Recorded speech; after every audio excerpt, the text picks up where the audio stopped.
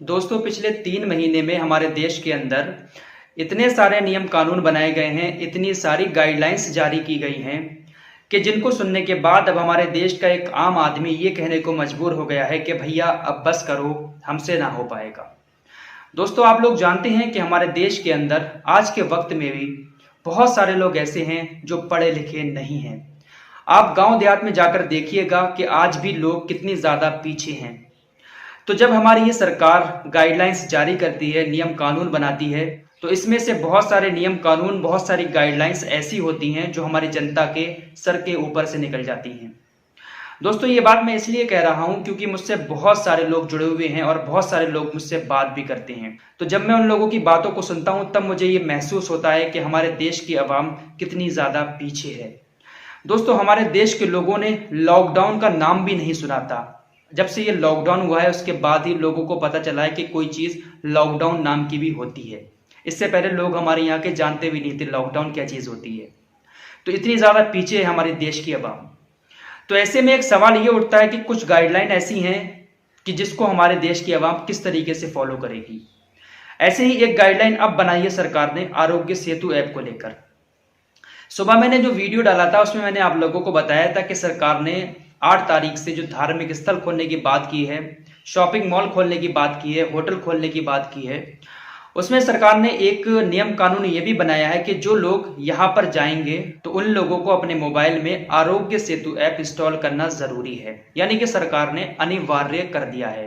अब अनिवार्य का मतलब तो आप जानते ही होंगे, यानी कि आपको अपने मोबाइल में रखना ही रखना है अगर आप मंदिर, मस्जिद, गुरुद्वारा या फिर शॉपिंग मॉल, होटल जाते हैं तब। उस गाइडलाइन में जो लिखा है अब ये सामने है, आप भी इसको समझ लें कि यही लिखा है सरकार ने। अब सवाल ये उठता है, बहुत सारे लोगों ने इस बात पर मुझसे सवाल पूछा कि भाई हमारे पास अगर मोबाइल ही नहीं है तो क्या हम मंदिर मस्जिद नहीं जा पाएंगे, शॉपिंग मॉल में हम शॉपिंग करने नहीं जा पाएंगे। और हमारे देश के बहुत सारे लोगों का ये भी सवाल था कि भाई आज भी हमारे पास छोटा सा मोबाइल है, एंड्रॉइड तो फोन ही नहीं है हमारे पास, तो क्या हम मस्जिद मंदिर नहीं जाएंगे। तो भाई देखो, गाइडलाइन में ये बात कहीं भी नहीं लिखी गई है, सरकार ने ये कहीं नहीं लिखा है कि जिसके पास मोबाइल नहीं है वो मंदिर मस्जिद नहीं जाएगा या शॉपिंग मॉल, होटल में नहीं जाएगा।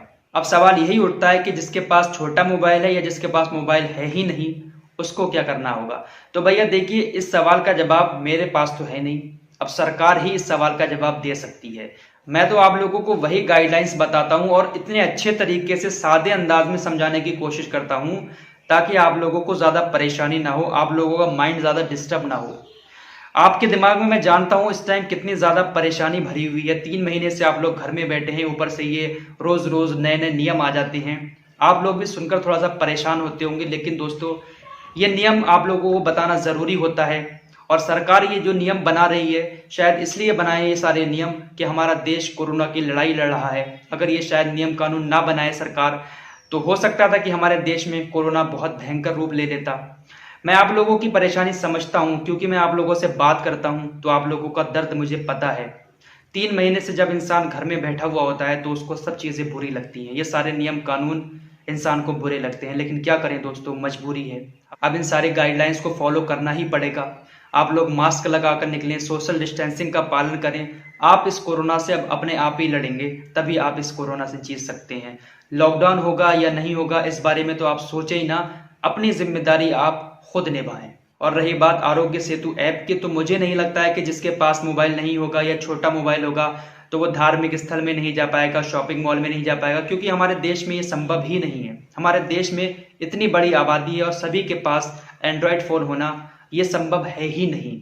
और ये भी पॉसिबल नहीं है कि हमारे देश का हर एक नागरिक आरोग्य सेतु ऐप अपने मोबाइल में इंस्टॉल करके उसको सही तरीके से इस्तेमाल कर पाए। चलते चलते आरोग्य सेतु ऐप के बारे में भी थोड़ा सा बता जाता हूँ। आरोग्य सेतु ऐप सरकार ने इसलिए बनाया है, सरकार का कहना है कि आप अपने घर बैठे अपने पूरी हेल्थ की जानकारी अपने मोबाइल के थ्रू सरकार को दें, जिससे सरकार को ये जानने में आसानी हो जाए कि किस एरिया में कितने ज़्यादा लोग कोरोना से संक्रमित हैं। यानी आप अपनी हेल्थ की जो पूरी डिटेल्स है आप उसमें सबमिट करके वो सरकार के पास भेज सकें, इसलिए आरोग्य सेतु ऐप बनाया है। इस पर राजनीति भी हो गई है, बहुत सारे लोग कह रहे हैं कि ये इसमें प्राइवेसी को खतरा है। असदुद्दीन ओवैसी या राहुल गांधी, बहुत सारे लोगों ने इस पर सवाल भी उठाए हैं।